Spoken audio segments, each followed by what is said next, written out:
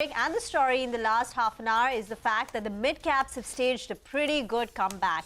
It had opened in the green, but then there was this big sell-off which took place at closer to 9:30 p.m. And since then, from 10 a.m. to 11 a.m., look at the up move in the markets. We've recovered more than 200 points on the mid-cap index from the day's low, and we're back in the green. The advanced decline ratio is also in favor of the gaining side. 1,500 stocks in the green for about 1,100 stocks currently in the red. While the frontliners are still struggling, so the Nifty and the Sensex are down close to about 0.5%. The Nifty is down 87 points, and the Sensex is lower by about 250 points, with cuts seen in names like UPL, Hindalco, a couple of these auto names like Hero MotoCorp, Eicher Motors, ONGC, HDFC, a few of the heavyweights which are struggling in trade. But as I said, the story in the last 1 hour has been the recovery in the mid-cap space. Hi.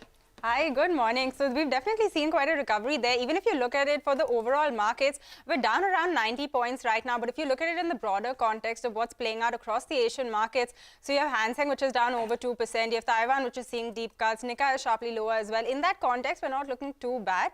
Of course, it is still around a 100-point cut that we're seeing. What's holding up today is the FMCG names. So ITC, HUL, Tata Consumer, these are some of the stocks which are holding up. A lot of the power plays as well. So whether it's a Power Grid, Coal India, NTPC, all of these stocks also managing to see some good gains in an otherwise weak market. And then you have a lot of these earnings reactions come through. So the likes of Nazara, Kansai, you have Zomato, of course, which is reacting as well, and it's up almost 16%.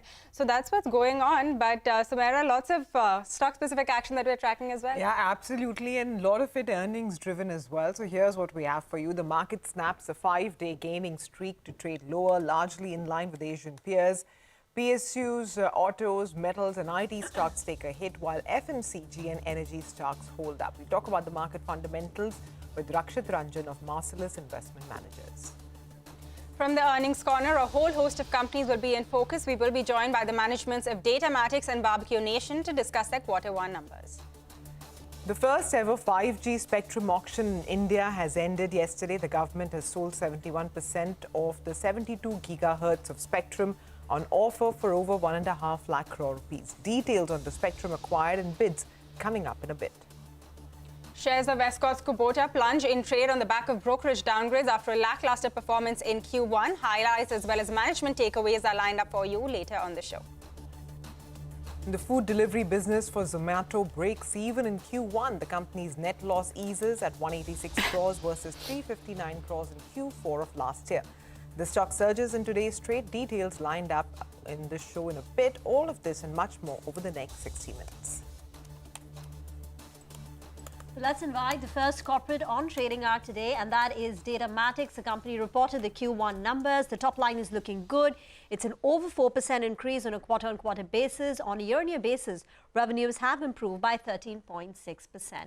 As I said, margins have taken a bit of a hit on a sequential basis, coming in at 14.6%. To discuss the numbers, we're now joined by Rahul Kanodia, the Vice Chairman and CEO of Datamatics. Mr. Kanodia, morning. This is Rima here, and thanks so much for joining in. Could you tell us how the rest of the year is going to pan out? It's been a good start to the year.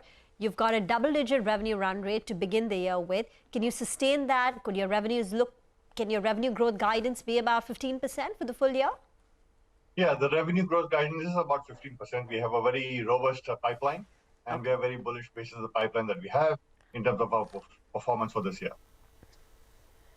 Okay, good morning, Mr. Kanodia. Thanks a lot for joining us. Can you also break it up and tell us how much will you get from the different segments on revenue growth for all of FY23? So the highest growth is both in the customer experiences and the digital experiences and digital operations. These are growing well. Digital technologies is largely India focused. It's about 77% of our revenue comes out of India. And that's where we have a little squeeze on the EBIT margins as well as the revenue growth.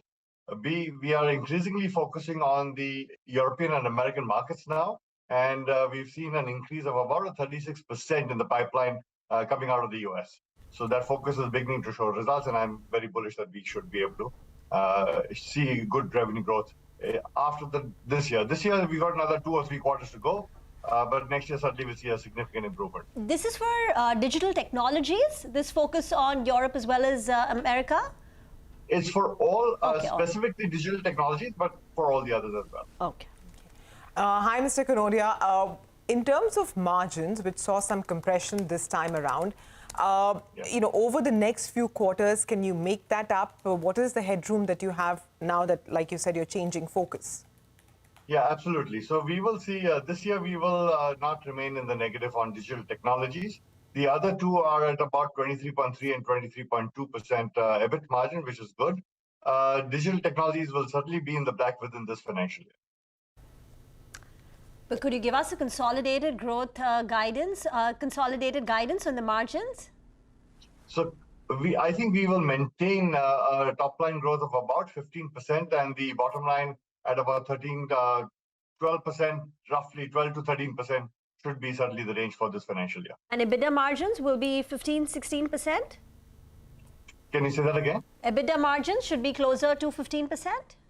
No, we were at about 12% right now. We should range between 12 and 13%.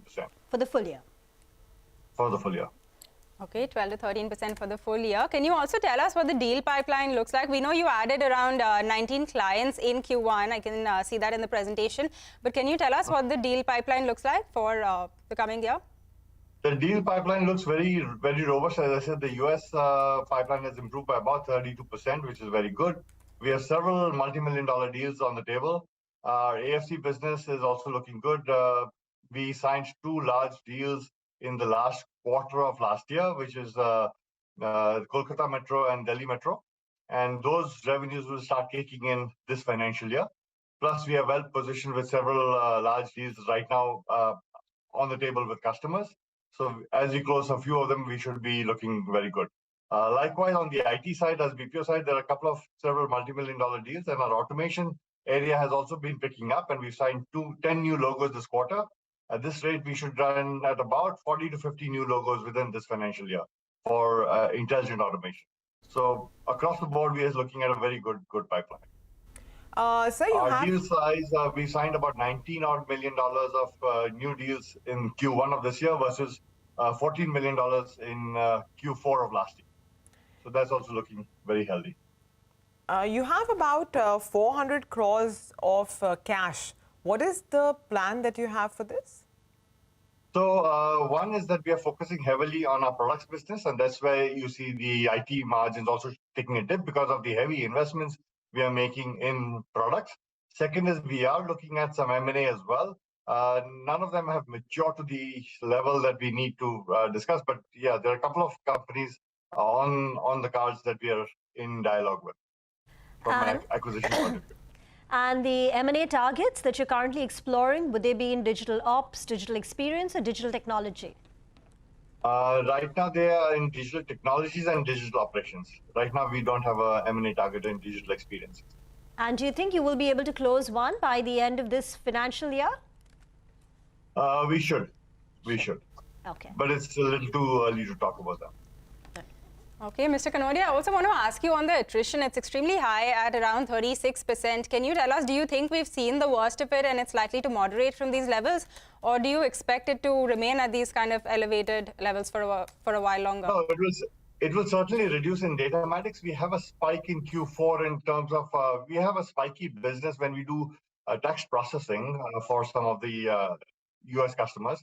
At that time, we ramp up and ramp down in Q1. So some of this is normal for Datamatics, and therefore it's not alarming because we always have a ramp up in Q4 and ramp down in Q1, and you're seeing the effect of the ramp down giving you a 36% attrition. But it's not normal, and I'm not nervous about it. Our cycle is like this. Although having said that, this year you can see across the industry attrition has gone up. Because of the wage hikes and things like that. So this year is a little unusually high across the board. What is the revenue mix that you're currently targeting? Right now, digital ops is about 45% of your revenues. Digital experience is 14%, while digital technology is 41%. Is this the skew? Is this the breakup that we should work with, or are you looking to change it? The digital experiences will grow faster. And that's relatively small, so on a small base, you'll see a higher growth. Digital operations is also on a healthy wicket. Digital technologies, as we pivot a little more towards the European and American markets, you'll see the uptake. So that'll take about 6 to 9 months to show those results. So I think next year we'll be okay on them. But right now, the growth will come more from digital operations and digital experiences. All right, growth will come more from digital operations as well as experiences, and you see your margins at 12 to 13%. Mr. Kanodia, thank you very much for joining. Yeah, sure, go ahead. Just a correction, the EBITDA margins are about 15%. You were talking about EBIT at about 12 to 13%, but EBITDA is about 15. All right, got that. Thank you so much, Mr. Kanodia, for stopping by and speaking to us about your Q1 earnings.